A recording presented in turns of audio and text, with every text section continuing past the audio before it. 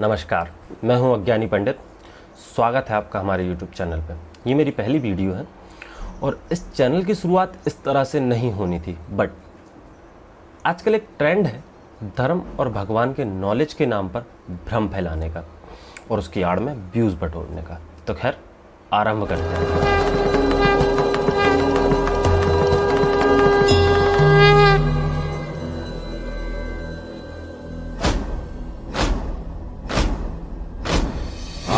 है प्रचंड बोल मस्तकों के झुंड। तो हाल ही में काफ़ी वायरल एक वीडियो है जिसमें एक मैम है अम्मी गनात्रम, जिन्होंने एक नहीं कई YouTube चैनल्स पर जाकर ये कहा है कि हिंदू धर्म के सर्वप्रिय हनुमान जी के पास गदा नहीं थी। जी, लोगों को पता चलता है कि हनुमान जी के पास गदा ही नहीं है। Really? हम बचपन से हनुमान जी के मंदिरों में जाते हैं, उन्हें वानर के स्वरूप में हमने देखा है, उनके बाएं हाथ में गदा हमने देखी है और इनका ये कहना है कि एक्चुअल में वो गदा थी ही नहीं। और ये जब बात आई तो I clearly remember one of my friends, he is like यार ये तो मेरा पूरा जीवन झूठ है। जो कि मेरे हिसाब से आधा सच है और आधा झूठ। तो चलिए जानते हैं इसके पीछे के एक्चुअल फैक्ट्स। शास्त्रों में हनुमान जी को वाम हस्त गदा युक्तम कहा गया है, जिसका मतलब ये होता है जिसके बाएं हाथ में गदा धारण हो। साथ ही शास्त्रों में हनुमान जी को 10 आयुधों मतलब अस्त्र और शस्त्र, 10 आयुधों से युक्त कहा गया है, जो कि हैं खड्ग, त्रिशूल, पाश, अंकुश, पर्वत, मुष्टि, स्तंभ, गदा एवं वृक्ष। कहीं कहीं पर उनकी पूंछ को भी उनका अस्त्र या शस्त्र बताया गया है। तो ये बात कहाँ से आती है कि हनुमान जी के पास गदा नहीं थी? ये तो पानी की तरह साफ है कि वो गदा धारण करते थे और उनके पास गदा थी। अब यह बात उठती है कि वाल्मीकि रामायण में उन्होंने गदा का इस्तेमाल क्यों नहीं किया? तो यहाँ पे आता है कि अगस्त्य मुनि ने एक रचना की थी जिसका नाम है पंचमुखी हनुमान कवच, जिसमें एक श्लोक है खड्ग त्रिशूल खट्टवाडम पाषाण अंकुश पर्वतम मुष्टि कौमोदकी वृक्षम धारयंती कमंडलूम।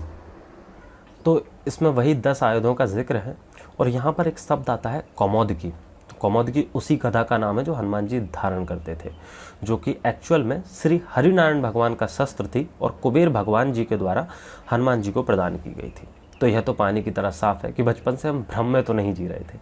हमने हमारे प्रिय हनुमान जी को जिस स्वरूप में देखा है वही सच था और वो गदा धारण करते थे और गदा उनके प्रमुख शस्त्रों में से एक थी। अब बात आती है कि आधा सच क्या था?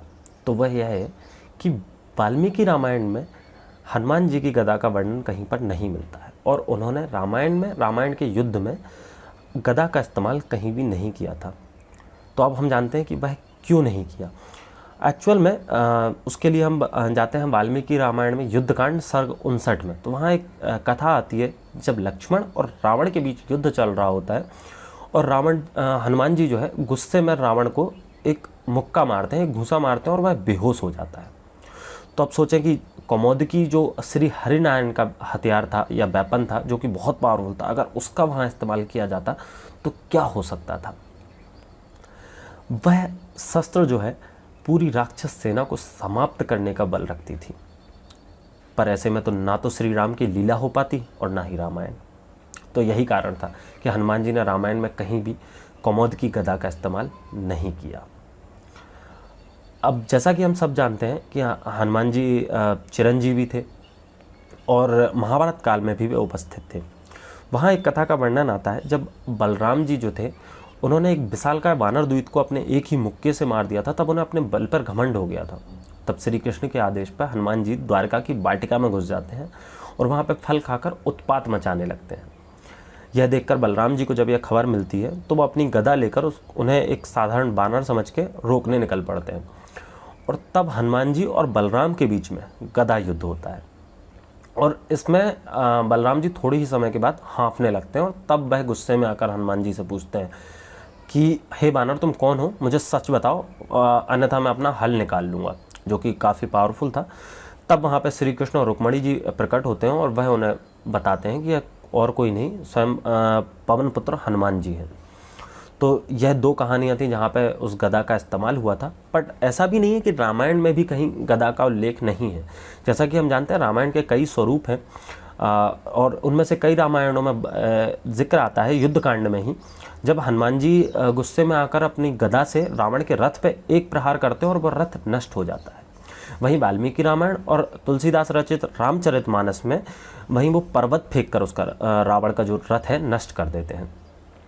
तो ये थी कुछ जानकारियाँ और कुछ तथ्य जो मैं आपके साथ शेयर करना चाहता था। और अगर हमारे इस जानकारी में कोई गलती रही हो तो वो आप कमेंट बॉक्स में जाकर हमें बता सकते हैं। बस आप लोगों से एक छोटा सा निवेदन है कि आगे से इस तरह की कोई भी वीडियो देखकर हमारे भगवान के बारे में, हमारे देवताओं के बारे में कोई भी राय ना बनाएं, क्योंकि इनमें से कुछ जानकारियाँ गलत भी हो सकती हैं। तो इस वीडियो को यहीं समाप्त करते हैं। जय श्री राम, जय बजरंगबली। अज्ञानी पंडित में अपना समय देने के लिए धन्यवाद। अगर आपको वीडियो अच्छी लगी हो तो प्लीज़ लाइक करें, सब्सक्राइब करें और बेल आइकन प्रेस करें।